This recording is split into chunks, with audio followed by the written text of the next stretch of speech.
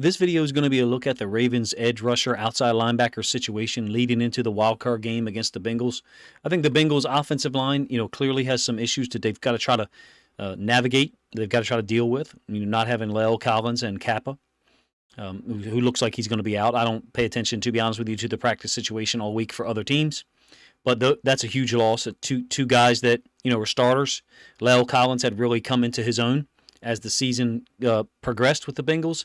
And the Ravens, if you ask me, have two guys with a ton of experience who have shown this year that they can still play despite their age. And that's Justin Houston and Jason Pierre-Paul.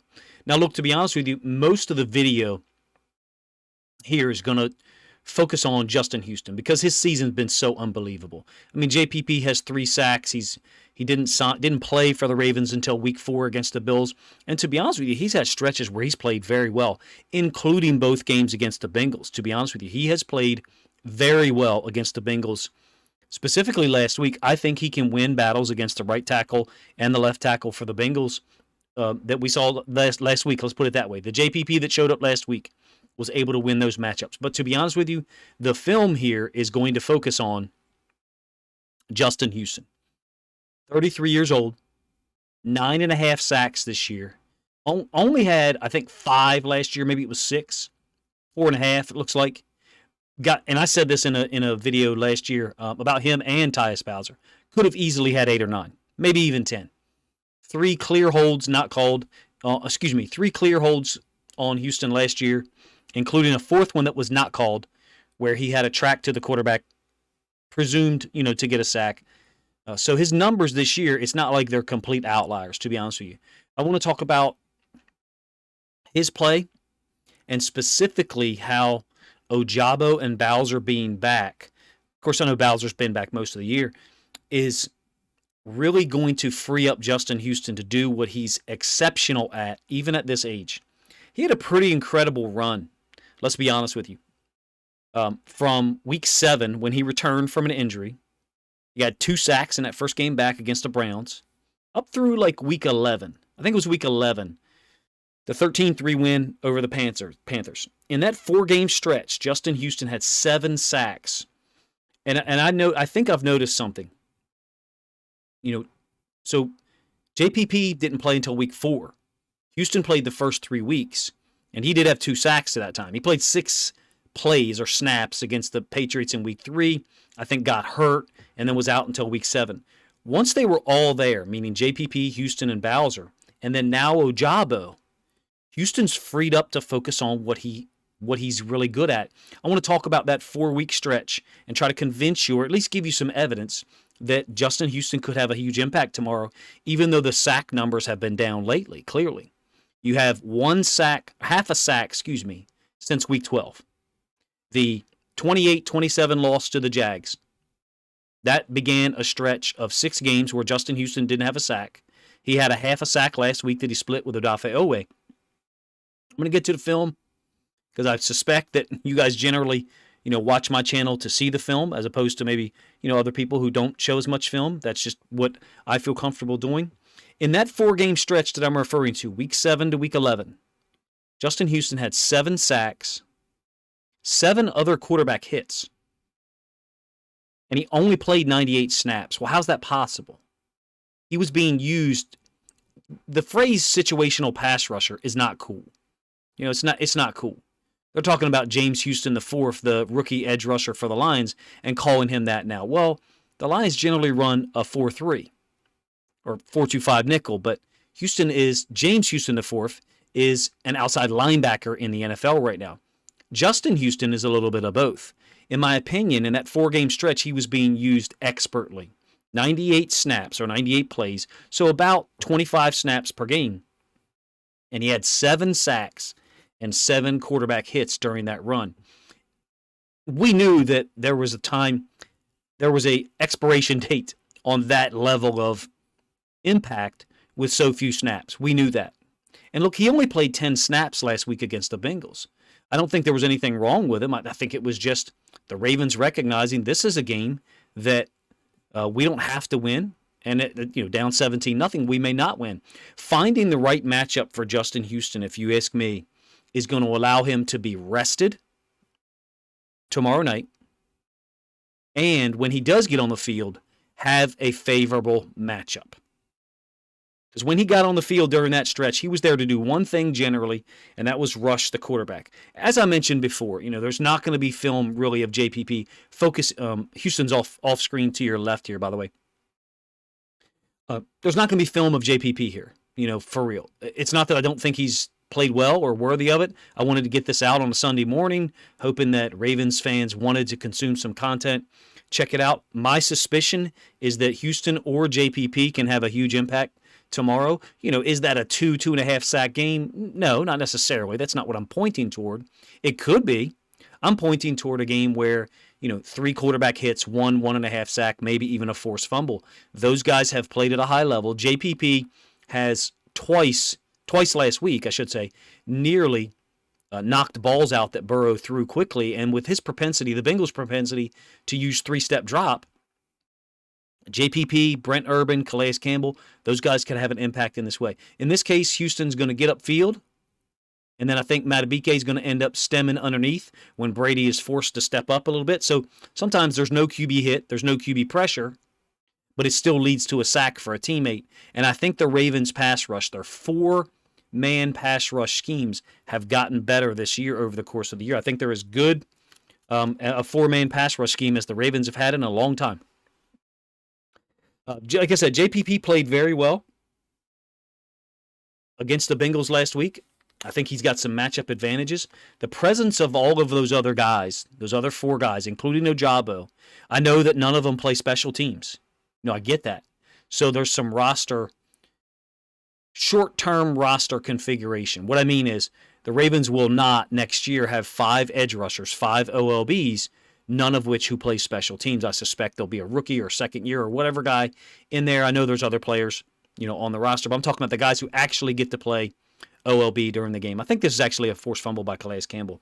Look, if the Ravens are to somehow get a win, they need to take advantage of this tactical situation, meaning allowing Justin Houston to rush the passer and not have to worry about stuff like this. 2 plays from the Steelers game, and now this is a little simplistic. The Steelers didn't play the same game as other teams.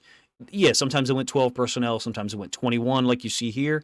Look at Houston. Houston's being left unblocked, not reading his key, which is rare. He's a damn near borderline, Hall of Fame guy if he had another couple of more healthy seasons in his career. The Steelers didn't play the same game the Bengals will. Maybe the Bengals will come out and do some of this stuff. I wouldn't want, to be honest with you, Justin Houston on the field in these situations. 21 personnel. That's 2 running backs right there for the Steelers. 1 tight end. And they're worried about, jet sweep and some of the other concepts that the Steelers run. And, maybe the Bengals will steal for tomorrow night, but I don't think so. I want Justin Houston there to rush the quarterback. Can he still do these things that we're showing? Again, it's only 2 plays. It's a very short, brief look. The Steelers played a different style of offense than the Bengals will show.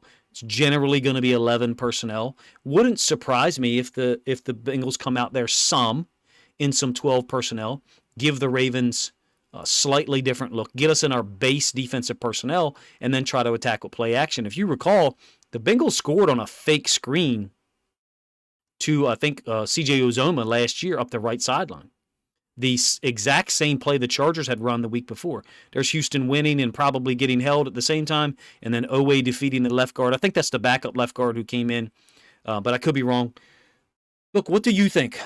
Do you think, I should say, that the Ravens can get pressure rushing 4 guys? Well, they did last week in some situations, number 1. They did in week 5, number 2.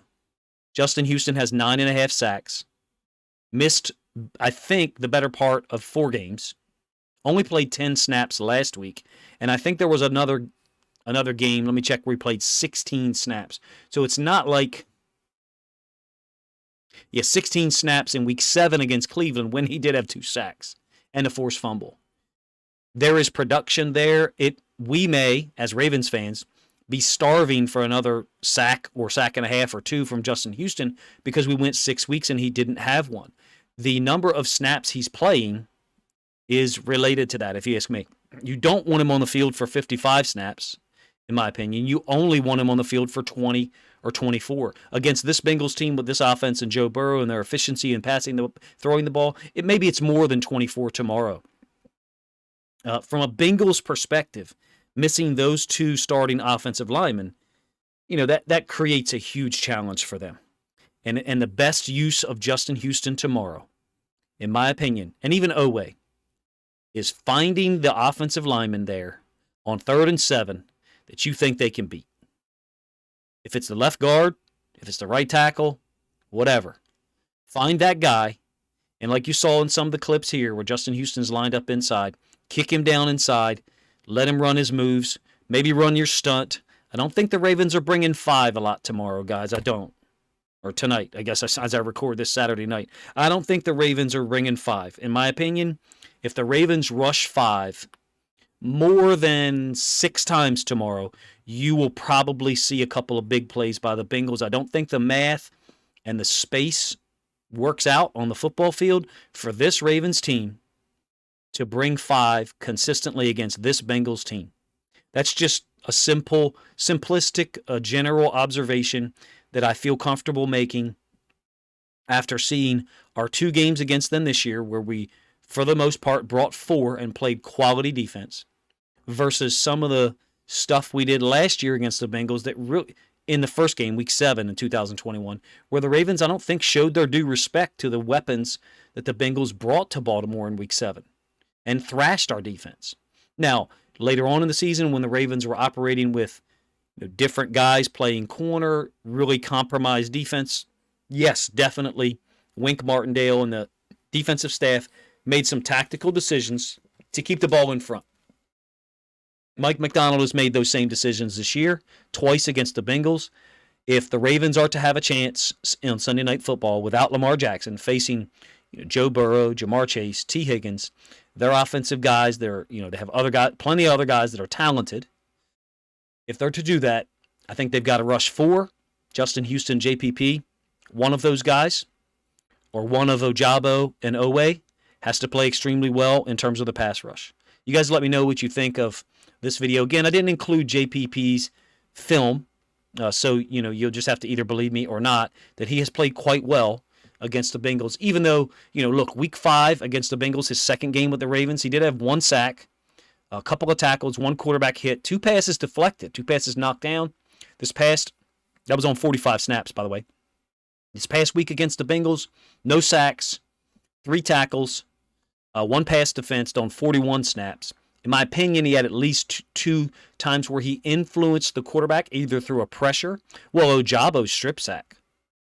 He destroys the right tackle. He basically walks the right tackle back into Burrow's lap, and Ojabo is able to run the circle once Burrow steps up and escapes. And I thought he had 2 other plays where he influenced Burrow's throwing lane and or decision-making with his length. Those 2 guys, in my opinion, one of them, hopefully both, but one of them needs to come up big on Sunday Night Football for the Ravens to have a chance. Appreciate you guys' time. Let me know what you think of the video in the comments section.